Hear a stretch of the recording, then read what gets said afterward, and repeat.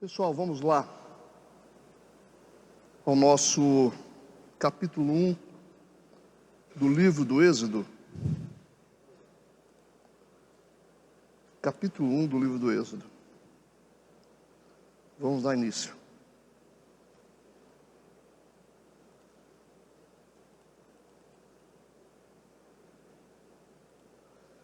Vamos ler, como de costume, alguns versículos, tá? Vamos ler. Êxodo, capítulo 1. Estes, pois, são os nomes dos filhos de Israel que entraram no Egito com Jacó. Cada um entrou com sua casa: Rúben, Simeão, Levi e Judá, Issacar, Zebulon e Benjamim, Dan e Naftali, Gade e Azer.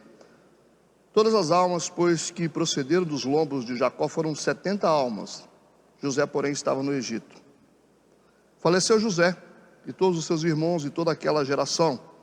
E os filhos de Israel frutificaram, aumentaram muito e multiplicaram-se e foram fortalecidos grandemente, de maneira que a terra se encheu deles. Amém. Vamos começar por aqui. Como nós falamos na semana passada na introdução, o significado de Êxodo esses são os nomes. Todo mundo lembrando disso, né? Então, esses, pois, são os nomes dos filhos de Israel que entraram no Egito com Jacó. Esses são os filhos das esposas e das concubinas de Jacó. Está aí a lista, né? Dos filhos de Jacó. As esposas e concubinas: Lia, Raquel, Bila e Zilpa. Esposas e concubinas. Os filhos das esposas legítimas, por regra, né, são colocados primeiro, depois vem os das concubinas. Tem uma ordem aí. Os filhos de cada esposa e concubina são ordenados por idade também. Então, esse texto também respeita a ordem, né? O versículo 5, ele explica a ausência de José na lista. Deixa eu ler o versículo 5, né? Todas as almas, pois, que procederam dos lombos de Jacó foram 70 almas. José, porém, estava no Egito. Aí está aí justificado porque que José não apareceu na lista. Tudo bem? Ele estava no Egito. O início desse capítulo, ele vai retratar inicialmente a escravidão da nação de Israel no Egito, e ao mesmo tempo começa com a lista dos filhos de Jacó. É importante a gente prestar atenção num detalhe, né? É o início da narrativa da escravidão que vai se dar agora no Egito. Começa já com a lista dos filhos de Jacó. O José não aparece. Como é que a gente entende isso? É importante a gente saber que a escravidão do povo de Israel se deu principalmente, né? Nós falamos sobre alguns motivos porque que houve a escravidão do povo de Israel no Egito. Abraão ficou sabendo disso. Mas um dos motivos principais que se deu essa escravidão foi por causa daquilo que os irmãos de José fizeram com ele. Tá certo? Então lembra que os irmãos de José, eles venderam José, né, como escravo. Antes disso lançaram José num poço. Então José sofreu horrores nas mãos dos irmãos. Então por isso veio a consequência dos irmãos de José, que são os representantes das tribos de Israel. São 12 tribos, eles são os representantes. Você vai ver que toda a nação de Israel vai ser escravizada por causa daquilo que os irmãos de José fizeram com ele. Tudo bem? Até agora. Aí vem a lei, essa é a lei da semeadura, né? As consequências. Aí vocês vão dizer: pastor, mas os irmãos de José não foram perdoados por José? Não foram? Sim. Mas perdão não isenta a gente de responsabilidade. O que a gente pensa porque foi perdoado é que a gente não tem mais responsabilidade.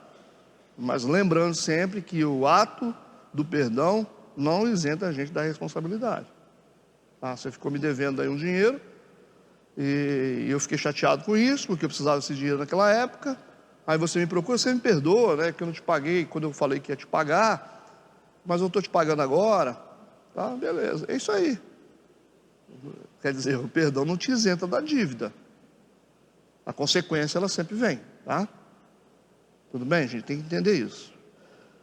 Por isso que muita gente chega na igreja e acha o seguinte: porque eu aceitei Jesus, eu não tenho nada para fazer mais, eu não tenho responsabilidade nenhuma do que passou. Não esquece disso.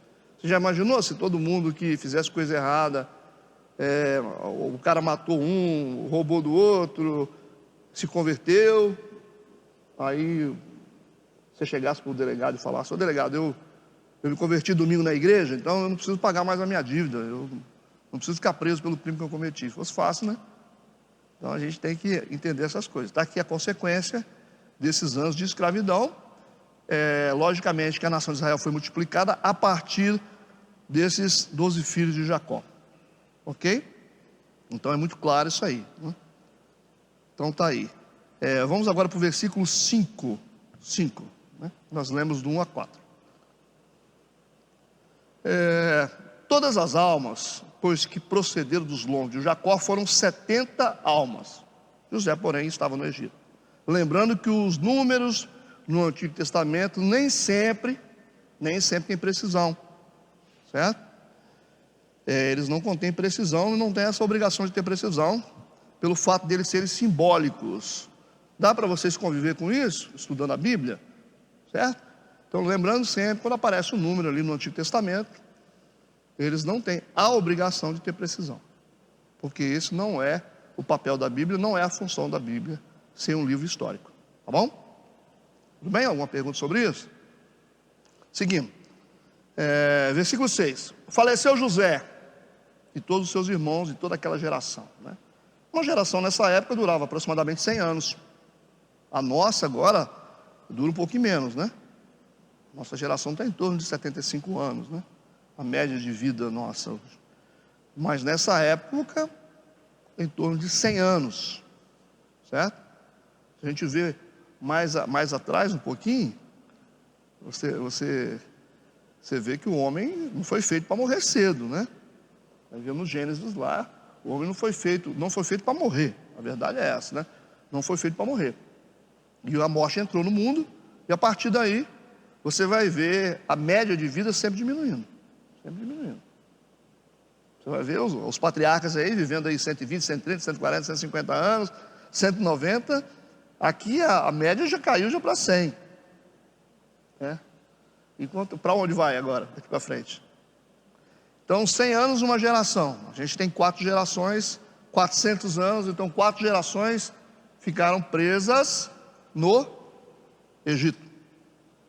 Por isso que lá em Êxodo 20, vocês vão ver lá na frente, quando é dado os 10 mandamentos para Moisés, vocês vão ver que Deus diz assim: eu sou o teu Deus zeloso, que visito a iniquidade dos pais nos filhos, da primeira até a 4ª geração.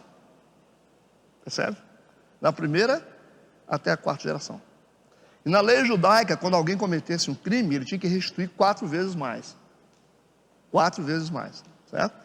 Por isso que o Zaqueu, quando ele se arrepende dos pecados dele, daquilo que ele roubou, ele fala: eu vou restituir 4 vezes mais. Não é isso? Essa é a lei da restituição, é lei. Vai aparecer depois, mais adiante. Você vai ver que Davi também, quando ele cometeu o pecado, ele restituiu 4 vezes, ele perdeu 4 filhos. Percebeu? Você vê que a consequência da lei aqui, da quebra dos princípios espirituais aqui, redundaram em 400 anos de prisão e escravidão no Egito. Então são 4 gerações, restituição 4 vezes, né? Por isso que Deus fala: eu visito a iniquidade dos pais nos filhos. Eu não dou iniquidade, eu não coloco iniquidade, eu visito a iniquidade dos pais nos filhos. As consequências daquilo que os pais fazem vão refletir nos filhos até a 4ª geração. Mas ao mesmo tempo ele diz que faz misericórdia por 1000 anos para aqueles que amam ele e guardam seus mandamentos. Tá. Quando você vai fazer mapeamento para saber problemas de legado, essas coisas assim, você vai perceber que você tem que mapear 4 gerações. Eu falei com vocês sobre isso aqui, né? 4 gerações seriam o meu avô, o meu pai, né? Seria, e o meu avô. Vamos lá. Meu avô, uma geração. Meu pai, 2 gerações. Eu, 3 gerações. Meu filho, 4 gerações. Se você for fazer pergunta para as pessoas sobre gerações, se perguntar, por exemplo, o seu avô, para mim, por exemplo, você lembra? Meu pai, sobre fatos que aconteceram com seu pai, você lembra? Com seu avô, você lembra? Passou disso, você já não lembra mais. Então são gerações, é um número de geração que você consegue alcançar com a mente, 4 gerações. Você consegue, fora disso, você não consegue mais. O tataravô lá, sei lá quem é meu tataravô, não sei. Eu não conheci nem meu avô, né? Nem conheci meus avós. Mas, quando passa lá para tataravô, o cara já não, ninguém sabe de mais nada. Por isso que são 4 gerações que você consegue enxergar a iniquidade. Deu para entender o que eu falei? Mas isso aí é outro assunto, tá? Então faleceu José e todos os seus irmãos, e toda aquela geração morreu. Versículo 7.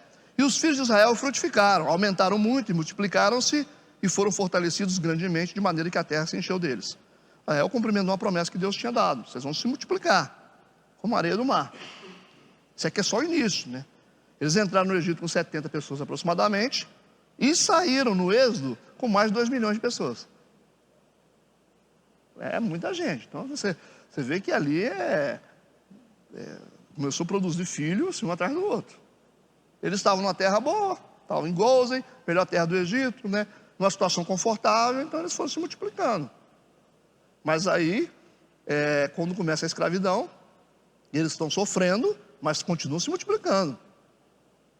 Percebe isso? Por quê? Porque Deus colocou esse decreto sobre eles de multiplicação. Eles não param. Falou isso para Abraão, né? Versículo 8. Levantou-se um novo rei sobre o Egito, que não conhecia José, não conhecia José. Um novo rei, gente. Quando é que isso acontece? Olha, 60 anos após a morte de José. José morreu, certo? E toda aquela geração. Então, 60 anos depois da morte de José, aconteceu uma revolução no Egito. Vamos entender os fatos, né? Aquela dinastia que tinha aquele faraó que era amigo de José, ele foi derrubado, destituído. É isso que aconteceu, certo? Então, a época do José tinha uma dinastia, tinha um faraó que comandava. Depois de 60 anos da morte de José, o outro grupo entrou e derrubou, destituiu o rei. E aí, o pessoal disse assim, quem é José? Entenderam isso? Para a gente entender melhor a história, para a gente entender por que o faraó era tão próximo assim de José, né? O faraó era bonzinho com José demais. Por quê que ele era bonzinho? Por quê? Para você entender a história, por que esse cara era bom? Porque esse faraó da época de José, ele não era um faraó nativo. Como é que a gente fala faraó nativo? Faraó de verdade. Ele não era egípcio de verdade. Porque o Egito foi invadido por um grupo de estrangeiros chamados de Ixos, povo Ixos, que era um povo misturado, certo? Então, o que acontecia? O Egito foi invadido por esse povo estrangeiro, dominaram o Egito, expulsaram o faraó antigo, e aí você tem agora um faraó que é de origem semita, que os hebreus são de origem semita também. Por isso que é por isso que há uma conexão entre o faraó da época de José com José. Porque eles são povos muito parecidos. Deixa eu repetir para você poder entender. Egito. O Egito foi invadido pelos Ixos, um povo estrangeiro. Destruíram o faraó original. Assumiu como faraó um cara que não era faraó de verdade. Não era egípcio de verdade. Certo? Não era egípcio de verdade. Ele subiu no trono. E ele, como ele não era aculturado totalmente como egípcio, então foi fácil para ele poder ter uma conexão com José, pelo fato de José e o povo hebreu ser de origem semita, e ele também. Tudo bem até agora? Está entendido isso aí? E aí, o que vai acontecer aqui? Eles vão reinar durante 200 anos, esses Ixos, durante 200 anos. Só que depois os faraós originais, eles vão retomar o poder. e vão expulsar os íxios da terra.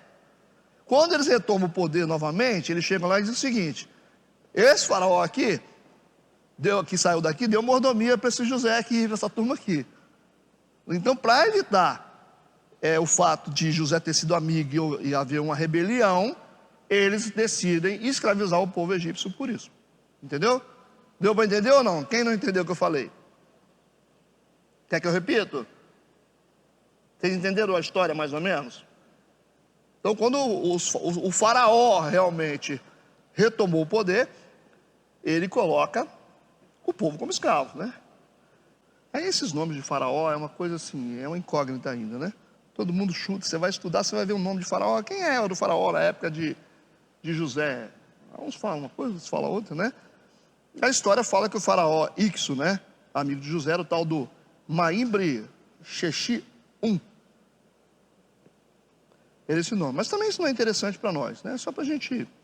Isso não é importante, esse fato não é importante para nós.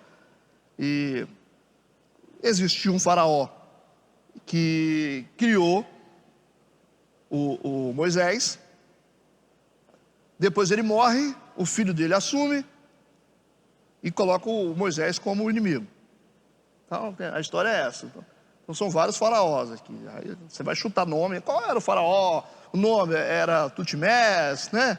Outros falam que era Amenófis, um monte de nome de faraó. Mas isso aí não é interessante. Então há muita contradição na história a respeito de nomes. Para nós, povo de Deus, não é importante entender isso. Talvez a história secular possa explicar isso melhor, né? Mas é difícil saber. Porque os faraós, o que eles faziam antigamente? O Egito tinha essa pompa de poder, eles eram como deuses. E eles não gostavam muito de assumir derrotas, não. Certo? Então, porque a vida é feita de vitórias e de derrotas. Então, os faraós, eles não gostavam de registrar derrotas. O que eles faziam? Quando as derrotas eram escritas nas pedras, o outro faraó que vinha, ele apagava tudo. Riscava tudo, por quê? Porque ele não queria deixar na história nenhum fato de faraó que perdeu. Por exemplo, por isso que os registros dessa derrota deles para os hebreus saindo, esse êxodo, não aparece nenhum registro na história. Porque eles tinham, talvez seja por isso, porque os faraós, eles não assumiam os erros deles, eles só registravam lá nas pedras as vitórias deles, certo? Agora, as derrotas não. Então, possivelmente, isso que eles fizeram. Não há registro do povo hebreu escravizado e saindo do Egito, porque eles se encarregaram de apagar essa história para que as gerações futuras não soubessem. Certo? Entenderam isso aí que eu falei? Versículo 9. O qual disse ao seu povo, olha o que o faraó vai dizer ao seu povo. Eis que o povo dos filhos de Israel é muito e mais poderoso do que nós. Então tem mais gente hebreu aqui dentro do Egito do que egípcio, né? Certo? Versículo 10. Ele vai dizer: eia, então vamos, usemos de sabedoria. Então, sabedoria que ele está falando aqui é astúcia. Vamos usar agora de astúcia com eles, para que não se multipliquem, e aconteça que, vindo a guerra, eles também se ajuntem com os nossos inimigos e pelejem contra nós e subam da terra. O medo era isso, de uma invasão, né, de Ixos novamente, associada ao povo hebreu, que era uma multidão de gente. Então ele vai agir aqui com astúcia. Vamos enganá-los. Por que tem que agir com astúcia? Por que o faraó não vai atacar diretamente o povo hebreu? Ele vai agir com astúcia. Ele vai tentar enganar o povo hebreu. Qual é o medo dele? O medo dele é porque a população hebreia é muito maior.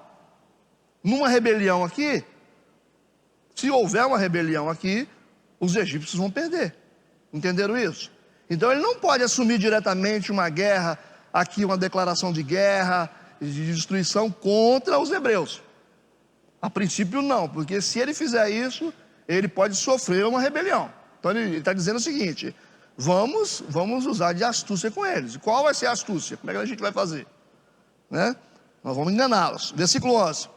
Puseram sobre eles maiorais de tributos para os afligirem com as suas cargas, porque edificaram a faraó cidades, armazéns, Pitom e Ramsés. Então puseram sobre eles capatazes, lembra do povo escravo? Colocaram sobre eles capatazes. E com isso eles conseguiram edificar 2 cidades que serviam de armazém. Colocaram capatazes para tratar eles como escravos. Já tem os caras que estão ali tomando conta e castigando, né? Versículo 12. Vamos seguir. É pequeno, né? Esse capítulo. Mas quanto mais os afligiam, aí vai, né? Tanto mais se multiplicavam.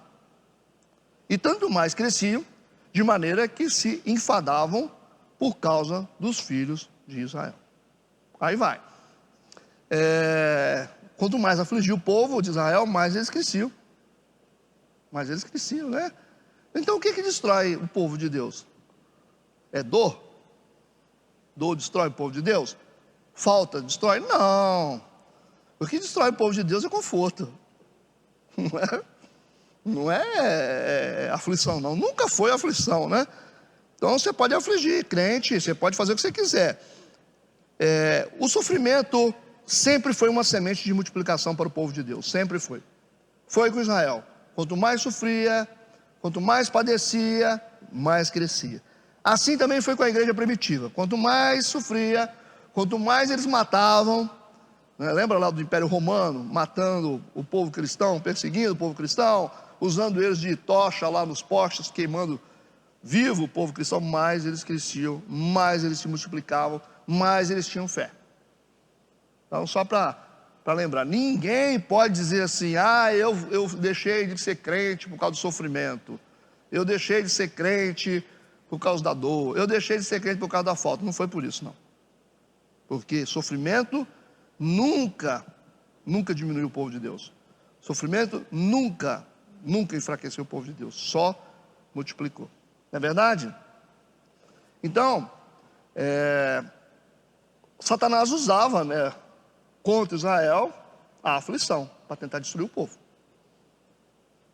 Usava a aflição, a dor, a perseguição. Usou também contra a igreja primitiva. Então, a oposição, depois de um tempo, deixou de ser uma estratégia de guerra de Satanás. Porque o que foi percebido? Olha, quanto mais a gente pega esse povo e bate neles, mais eles crescem. Quanto mais apanha, mais cresce. Se houver uma perseguição contra os evangélicos hoje no mundo, multiplica muito mais. O que vocês acham? Vocês falarem assim: as igrejas não vão poder ficar abertas mais. Não é só falar, vai ter mais igreja ainda. Nós vamos começar a perseguir o evangelho, matar. Aí que vai começar a crescer. É uma doideira. Então, Satanás, ele já discerniu isso, de que sofrimento não diminui o povo de Deus. E aí, ele não usa mais essa estratégia de guerra. Ele substituiu essa estratégia pela apostasia, certo? Agora não é mais assim. O que aconteceu na época do cristianismo, na época da igreja primitiva, é que os apóstolos morreram, terminou a era apostólica, eles morreram, e aí perseguiam, matavam, jogavam nas arenas, os leões, famílias inteiras, mas não mudou nada. Eles cresciam muito mais. Eles oravam mais. Quando você tenta matar uma liderança, você cria um herói, né? Sempre foi assim. O maior perigo é esse. Quanto mais você martiriza alguém que é líder, mesmo no sentido contrário, né? Mesmo se for um líder ruim, você acaba criando uma figura heróica. E o que Constantino viu nisso? O imperador Constantino foi inteligentíssimo, né? Porque ele percebeu o seguinte: mas adianta matar esse povo? Adianta perseguir esse povo? Não adianta, não vai diminuir. Não vai diminuir. Aí o que ele fez? Ele falou: vou me juntar a eles. Foi isso que Constantino fez. O imperador Constantino, na verdade, ele diz que se converteu ao evangelho, né? Ele é um imperador romano que se converte ao cristianismo.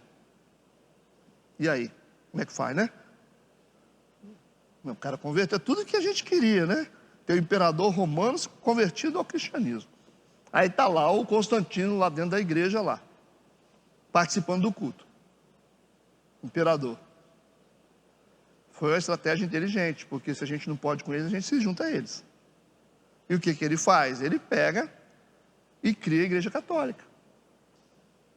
Não é isso? Ele trouxe toda a idolatria da época de Roma, que veio da Grécia, e joga para dentro da igreja. E quem vai questionar? Ah, Pedro era um cara bom, não era?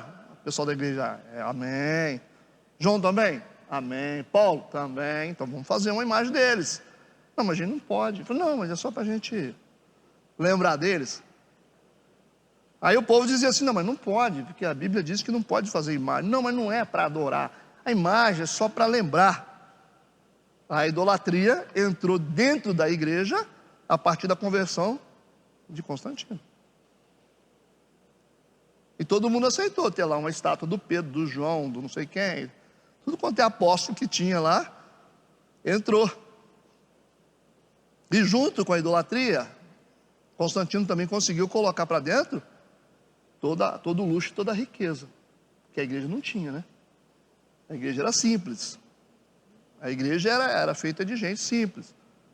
Daqui a pouco está lá aquele monte de luxo, é ouro. O cálice de Jesus era um cálice simples. Daqui a pouco virou cálice de ouro.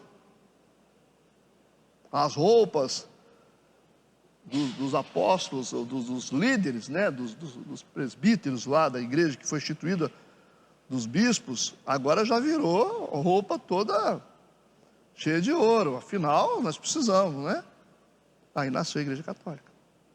Foi o casamento da igreja com a política. Porque Constantino era imperador, casou com a igreja, nasceu a Igreja Católica. O pessoal acha que é normal, né? Vai lá, casa a igreja com política, você vai ver o que vai acontecer. Não, pastor, mas a gente tem que se envolver. Ué, quem disse? Nós temos que votar. Não temos que colocar a igreja envolvida com política, não é? Casar a igreja com política. Quem falou isso para você? O primeiro casamento não deu certo, não. Nós temos até hoje aí, a igreja que era a igreja apostólica, se transformou em igreja apostólica romana, uma igreja que era simples, que cultuava somente a Deus. Ela foi cheia agora de ídolos, né, de imagens, de rituais e de riqueza, a partir do momento que o pessoal achou que era normal. Isso. A igreja católica nasceu por aí. E virou igreja apostólica romana. Romana. Conseguiu ou não conseguiu? Então essa foi a estratégia inteligente do inimigo. Tá certo? E está aí até hoje. Está aí até hoje. É. Gente que ouve isso não gosta não vai fazer o quê, né? 2 Tessalonicenses capítulo 2, versículo 3 e 4. 2 Tessalonicenses capítulo 2, versículo 3 e 4. Ninguém de maneira alguma vos engane, porque não será assim sem que antes venha a apostasia. Apostasia é o desvirtuamento da fé. Certo?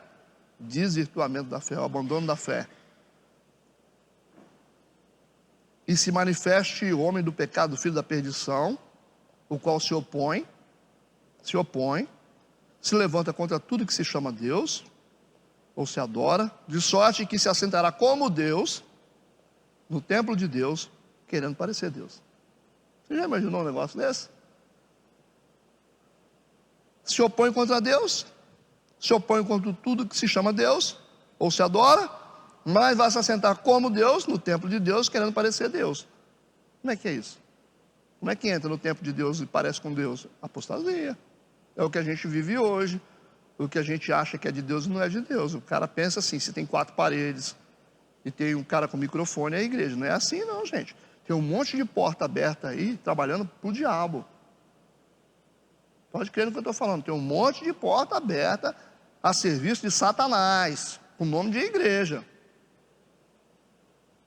Mas se opõe a tudo que tem a ver com Deus. É isso que a gente tem visto. Tirando toda a simplicidade da igreja, tirando o foco da igreja e colocando outros focos, é o que a gente tem visto. As pessoas estão falando de tudo, menos de Deus, de salvação. 1 Timóteo, capítulo 4, versículo 1 e 2. 1 Timóteo 4, 1 e 2. Mas o Espírito expressamente diz que nos últimos tempos apostatarão alguns da fé, apostasia, dando ouvidos a espíritos enganadores. Opa, aí ó.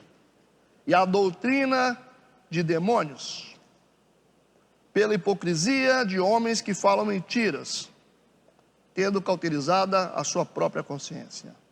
Você imagina isso? Vocês estão achando que é uma igreja satanista que vai ser aberta? Não. É uma igreja com cara de igreja, mas trabalhando para Satanás. Com um povo que dá ouvido a espíritos enganadores e a doutrina de demônios. Doutrina de demônio. Doutrina que adora coisas é doutrina de demônio.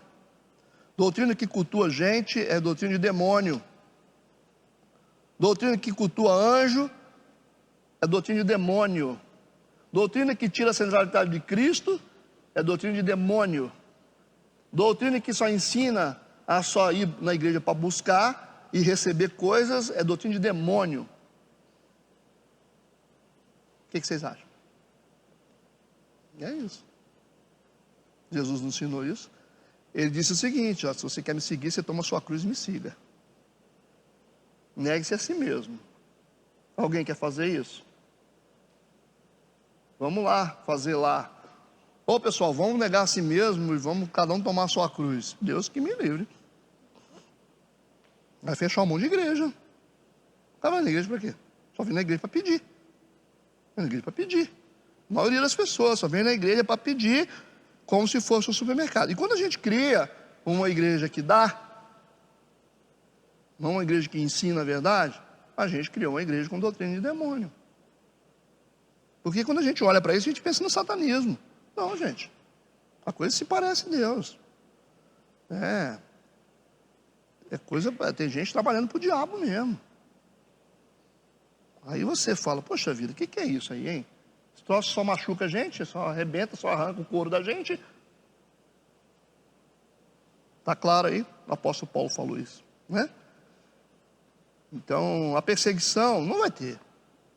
Não vai ter. Ah, vamos perseguir. Se perseguir, nós melhora. Se perseguir, nós ora mais. Não é verdade? Se falar que a gente não pode reunir aqui, a gente reúne debaixo da árvore. Então, não vai, o diabo não vai fazer isso. Ele não é besta, né? Ele vai entrar no meio da gente, vai sentar do lado da gente, vai ficar orando em língua estranhíssima, vai levantar a mãozinha dizendo que está adorando a Deus, vai pegar o microfone, e é isso aí. É assim que funciona. A inteligência maligna. Né?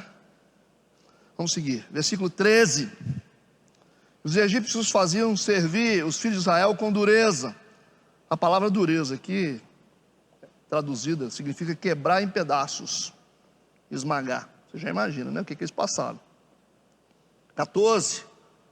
Assim que eles fizeram amargar a vida com dura servidão, em barro, em tijolos e com todo o trabalho no campo, com todo o seu serviço, em que os obrigavam com dureza. Então estamos vendo falar aqui sobre tijolos, né, de barro, né? Então todos os edifícios públicos e privados do Egito eram feitos de barro, de tijolos de barro e palha. Todos. Vou repetir, todos os edifícios do Egito, tanto o edifício público como privado, casa, tudo, eram feitos com tijolos de barro e palha, salvo os templos. Os templos e as sepulturas que eram feitas de pedra. Por que isso? Porque o egípcio, ele acreditava na vida após a morte. Certo? Eles acreditavam numa vida eterna depois da morte. E eles acreditavam que a vida aqui é passageira.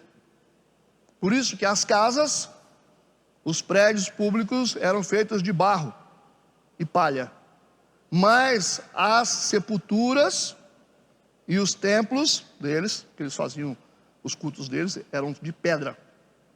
Por questões espirituais e porque eles valorizavam muito a questão da morte.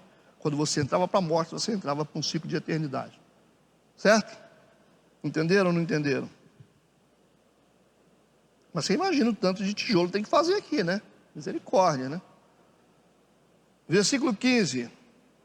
E o rei do Egito falou às parteiras das hebreias, das quais o nome de uma era Sifrá e da outra Puá.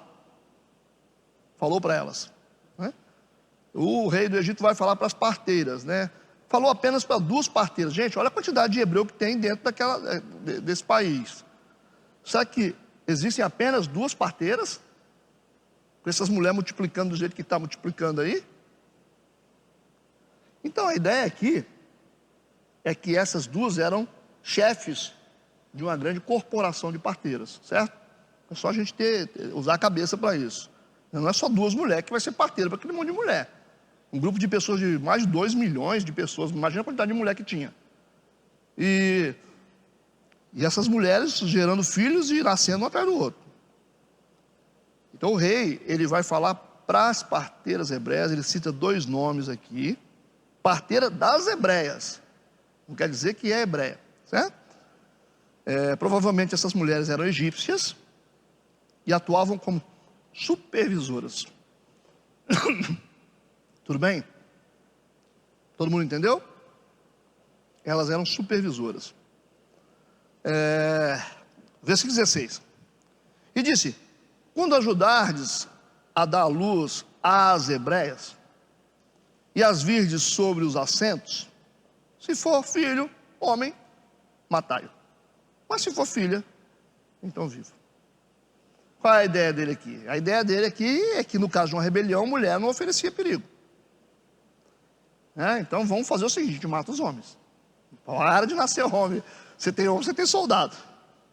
E aí a ideia é que elas, quando nascessem, quando a criança nascesse, aqui está falando sobre assentos, são assentos de pedras que as mulheres se posicionavam para dar. Geralmente elas davam a luz de cócoras, né? Sabe o que eu estou falando? Entenderam, né? Então havia um assento onde a criança saía. E o faraó diz o seguinte: quando as crianças nascerem, vocês vão na criança e estrangula. Aí quando a mãe vê, morreu, nasceu morta. Ele não tem coragem de pegar essas crianças e matar diretamente, você percebeu? Então ele fala com as parteiras: vão matar assim quando a mãe está lá. Deixa eu ver o neném, está morto. Já pegou na garganta da criança e matou. Porque não podia anunciar um ataque direto por causa da rebelião, a possível rebelião que poderia acontecer. Então ele é bem político, né? E versículo 17: as parteiras, porém, temeram a Deus. As parteiras são egípcias, porque se ele falasse isso para as hebreias, elas não iam fazer. Então as parteiras, porém, temeram a Deus. De certa forma, Deus falou com elas, e não fizeram como o rei do Egito lhes dissera. Antes conservavam os meninos com vida. Aí está os meninos nascendo, aquele monte. Isso devia nascer todo dia, menino, né? Versículo 18: então o rei do Egito chamou as parteiras e disse-lhes: por que fizeste isto, deixando os meninos com vida? Ele percebeu depois de um tempo que as crianças começaram aquele monte de bacuri correndo para lá e para cá. Falou: que negócio é esse? Esses filhos estão nascendo ainda, né? Você imagina, né? Um lugar que você não tinha método anticoncepcional. Você está doido? E sem televisão? Hein, Renato? Meu Deus do céu, amado. Só Deus para tomar conta, né? E aí o rei do Egito vai perguntar às parteiras: por que vocês fizeram isso? Deixando os meninos com vida? E as parteiras disseram a Faraó: é que as mulheres hebreias não são como as egípcias. É porque são vivas, né? Elas são vigorosas. E já tem dado à luz antes que a parteira venha a elas. Quando elas começam, a gente chega, as crianças já nasceram. Então não tem como. Aí deu aqui uma contada de mentira, né? Foi estratégia. Foi uma bela desculpa, né? E a gente aqui não sabe que tipo de punição essas parteiras receberam do faraó.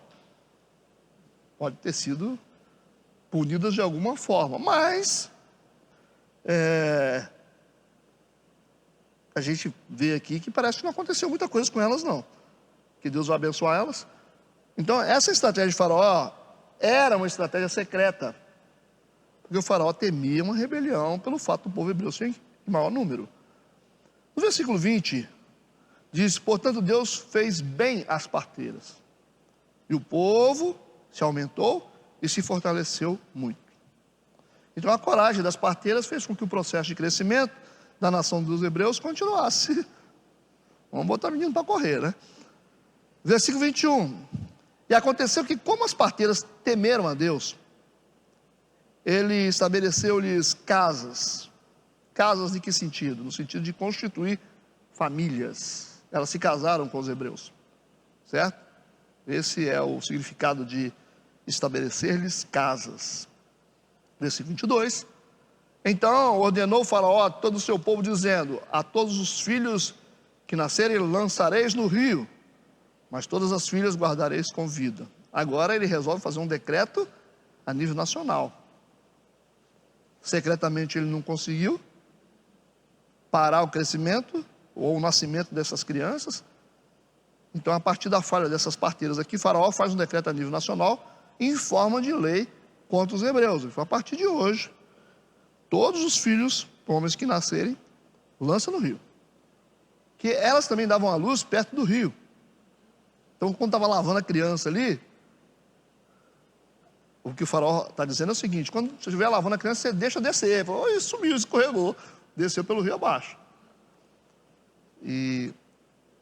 Mas as filhas guardareis com vida, as mulheres você deixa viver. Podemos orar? Vamos orar então. Pai, obrigado por esse tempo na tua casa, na tua presença.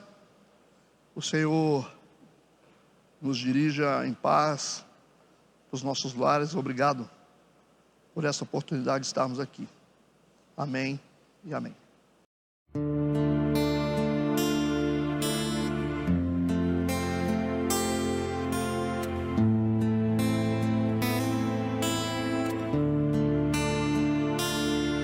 Shema Israel Adonai Eloheinu Adonai Echad.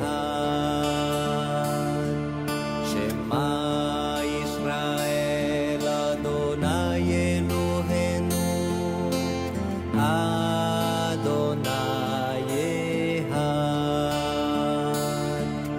Escuta, Israel, o Senhor é nosso Deus, é o Senhor.